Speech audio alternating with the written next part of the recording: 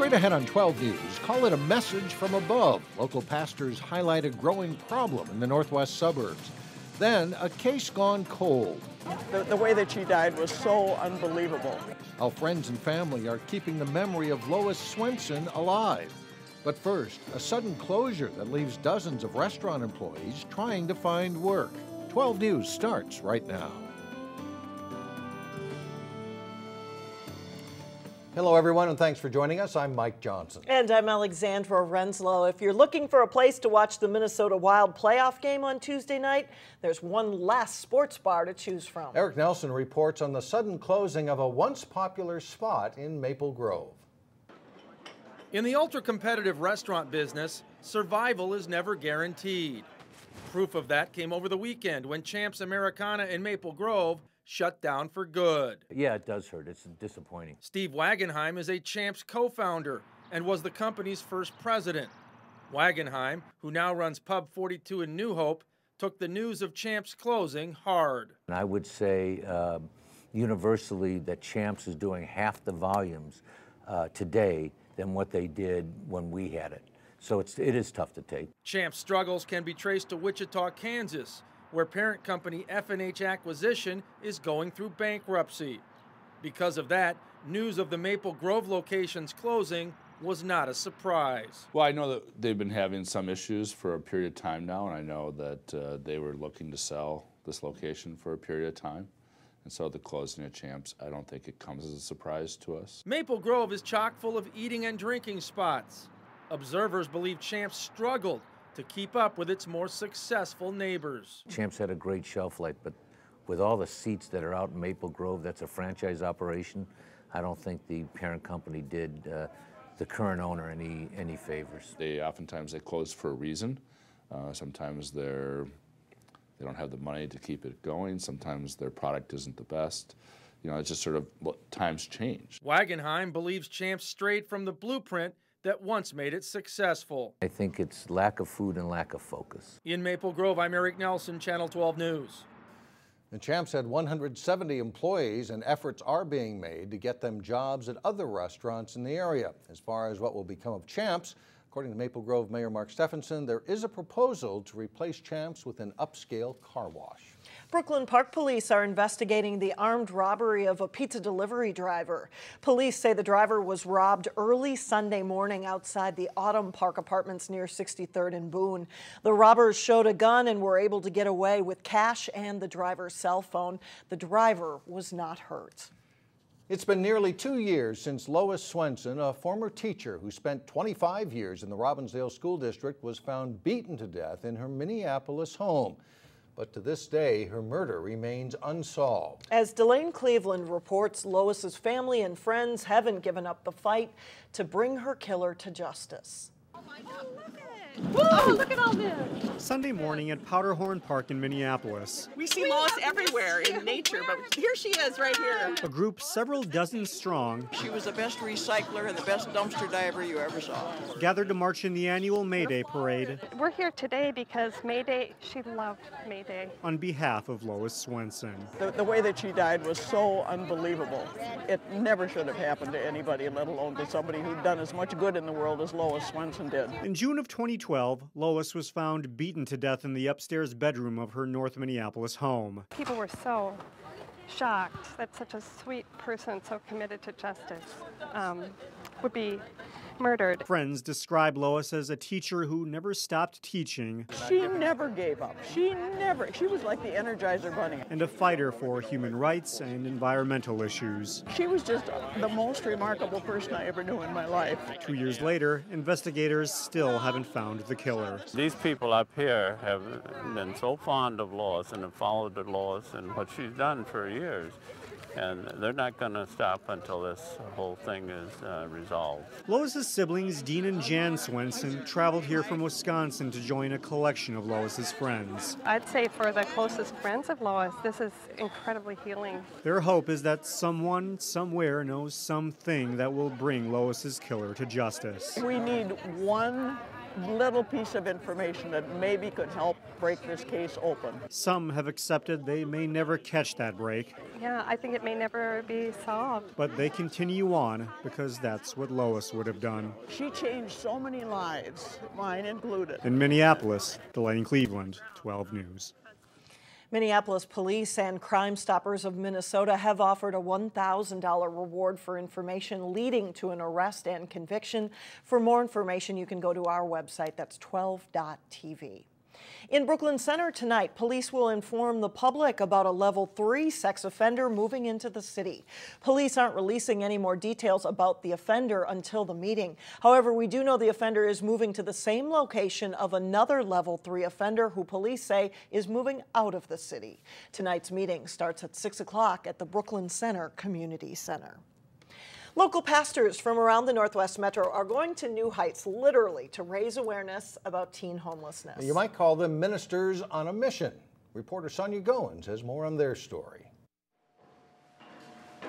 The stairs that lead to the Discovery Church rooftop are steep and scary, but so is the teen homeless problem in the Northwest Metro. Well, we're up here because of the growing reality of teen homelessness in our communities. They come from many different congregations. Grace Fellowship in Brooklyn Park. Redeemer Covenant Church. From Hope Fellowship Church. 11 pastors. Prince of Peace Lutheran Church. With one common goal. We saw a problem of youth homelessness, and we wanted to take some action to fix it. Their project is called Roof for Youth. Just raise awareness and be a voice for those who are struggling and who have no voice. Their mission statement comes from a Bible verse. Proverbs 31, it talks about speaking up for those who have no voice. The group is trying to raise $50,000 for a teen homeless shelter in Brooklyn Park. The travesty is that they are out there without a place that they can call home.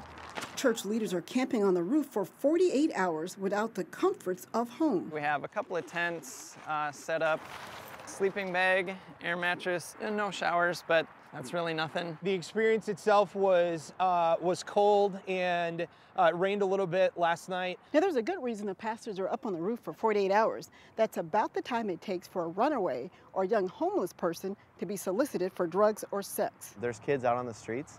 And they're couch hopping and being solicited for things that nobody should be solicited for. Minnesota is #2 in the nation when it comes to online teen sex trafficking. When you look at teen homelessness and the human and sex trafficking industry, they're intimately tied together. Church leaders say they don't want to mimic what homeless teens go through. They just want to let them know that there's someone out there who cares. To not know where the next meal's coming from and to not even have the means to get on their feet is horrible. In Brooklyn Park, Sonia Goins, 12 News. And the pastors will be up on the roof until 2 o'clock Tuesday afternoon. If you would like to help them reach their goal, we have more information on our website. Go to 12.tv. A history instructor at North Hennepin Community College has been named an Educator of the Year by the MnSCU Board of Directors. Deanna Forsman is one of 4 people to get the award out of hundreds of professors from colleges all across the state. We caught up with her teaching a U.S. history course involving Reconstruction after the Civil War. And Forsman says she's more interested in students making sense of history than memorizing names and dates. As we learn more about a particular time period, read more documents, look at more sources, talk to other people who are looking at these documents and sources, our ideas change. So that's why I don't care if they know names and dates. I want them to know how to do history, not to have a collection of trivia in their head. Forsman is a published scholar whose specialty is the late antiquity and Middle Ages. She plans to take dancing lessons with a $5,000 reward. Well, coming up, the building is back, but something else is missing in the home construction industry. We'll explain next in Business Matters, and then a little bit later in sports, Maple Grove plays host to Osseo-Park Center in a boys lacrosse showdown. But first, a warm surge could lead to severe weather later this week. Thursday is shaping up to be especially active. That snap, crackle, pop sound could be the sound of slumping cereal sales. Kellogg, the maker of Rice Krispies, reported its first quarter sales at its breakfast division fell more than 5%. And Kellogg's rival, Golden Valley-based General Mills, which has also dealt with lackluster cereal sales, will release updated sales figures in June. Well, both companies each consume about 30% of the breakfast cereal market. So what's eating into sales? Demand for yogurt and on-the-go breakfast products. In the business of residential construction, there's a story to tell. Building is back and skilled workers are in demand. In this week's Business Matters, we take a look at what's behind the labor shortage. At this Builders Association job fair, the industry is just exploding right now, and I feel like every week we're looking for somebody new. You get the feeling it won't take David Descent too long to find a job. I'm looking for something year-round and moving up possibilities, you know. Thanks for stopping by. Appreciate it. Yep. There's about 20 different residential construction companies here looking to fill hundreds of job openings for skilled trades, and the pipeline is dry. When the housing market crashed in 08, a lot of people fled the industry. Their uncle, their dad lost a job, or at that time the wages in that industry weren't very good. It wasn't very attractive. It's a different story now. Residential building permits were up 36% last year.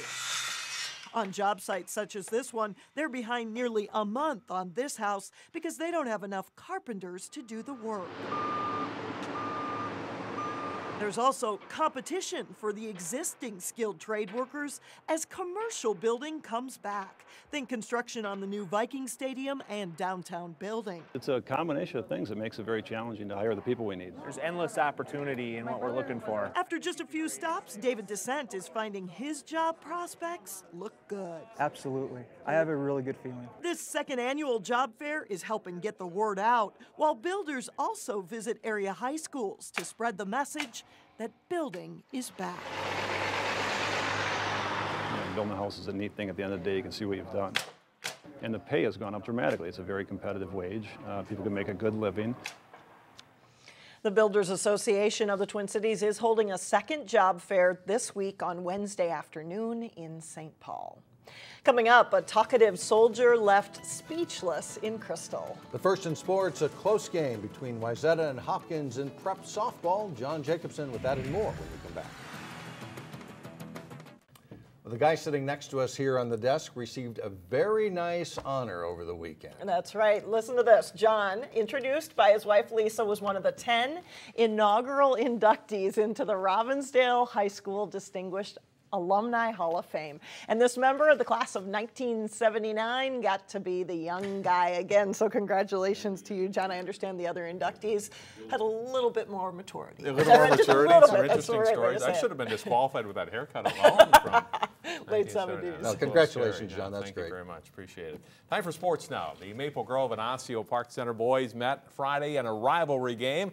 It was also a fundraiser for the Headstrong Foundation, which supports those affected with blood cancer. We pick up play in the third quarter. OPC in black. Boone Alquist, nice pass to Noah Fleming for the shot and goal, but OPC still trailing this game in the third quarter. Jake Wilson gets a goal back for Maple Grove. He'll make a quick move and snaps a shot home. And that one makes it 7-4 Grove. Now, Osseo-Park Center keeps it close most of the night. Mason Hadala to Boone Almquist, and his hard shot hitting the back of the Maple Grove net here for a goal. That makes it 7-5. The Crimson, they'll hold the lead. Wilson to Maxwell Johnson. Johnson alone at the side of the net. He'll score. Maple Grove wins it over Osseo-Park Center 13-8. It's been a tough spring for a lot of teams as far as getting games in. The Hopkins softball team played just its fourth game of the season last Friday. Wayzata just its sixth. Those teams playing each other. The Royals looking to go 4-0 on the year, and they strike first in the bottom of the first inning. Back-to-back doubles for them. Hannah Kleiss with this two-bagger. Drives in Josie Reese, and it's 1-0 Hopkins after one. The Royals have plenty of base runners after that, but they can't score again. Kleiss with a line drive. The Wayzata shortstop, Anna Gimmestead.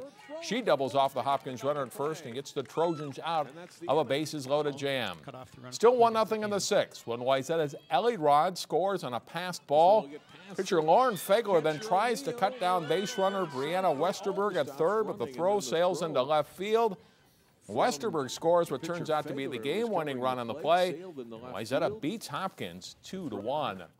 The Tri-Metro Conference has some pretty strong baseball teams this spring. That includes Providence Academy. They hosted De La Salle on a nice Saturday afternoon. The Islanders' Graham Fritz singles to right field in the top of the first.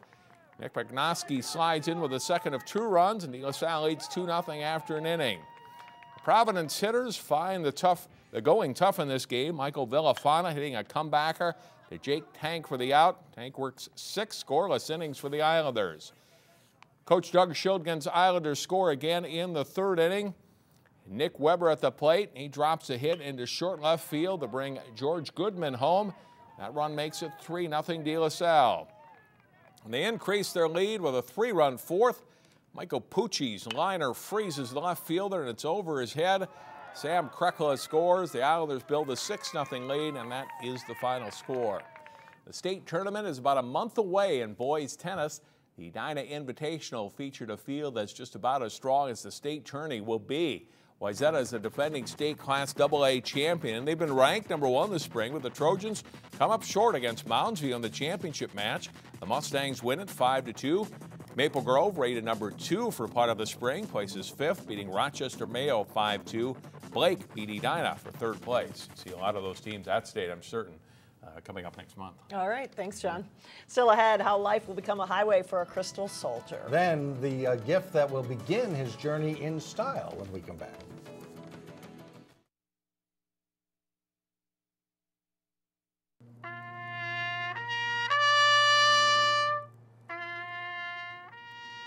Here's something you don't get to see every day. The Crystal VFW held a flag retiring ceremony over the weekend. This United States flag was retired with a proper ceremonial burning. The American flag should be retired and replaced when it's torn beyond repair. Finally, a surprise that left a talkative crystal soldier speechless. Gino Ferracci Jr. received this beauty, a completely refurbished motorcycle. It was his father's idea to give him the motorcycle as an honor for his son's service in Afghanistan. The Freedom Riders Motorcycle Club and others spent countless hours rebuilding the bike. The big trick was keeping it a secret, and that was a success too. VFW has been my second home since I returned back.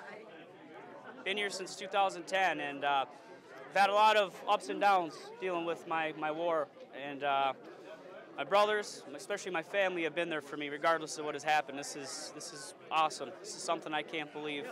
Still can't believe it. It also represents those men and women that did not make it back, and so it brings kind of a tear to your eye. I think the words on the bike say it all. All gave some and some gave all. Gino's dad actually bought the bike as a second toy until he realized this toy could serve a much greater purpose. And Gino Sr. says he told many white lies to keep the bike a surprise for his son. And it sounds pretty good too. It does. You're going to have some fun riding that. That's right. That's it. We'll see you tomorrow.